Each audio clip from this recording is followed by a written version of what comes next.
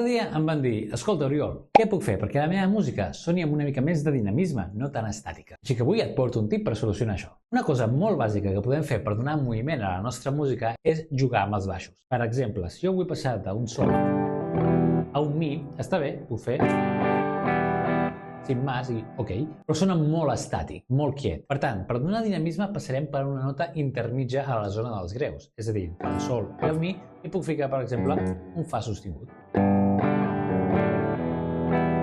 De manera que genera aquest moviment. Versus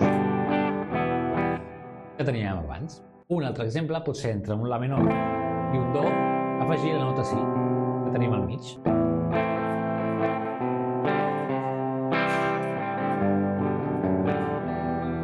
Així que ja saps, per donar dinamisme i moviment, juga amb els baixos. Per més tips com aquest, segueix-me.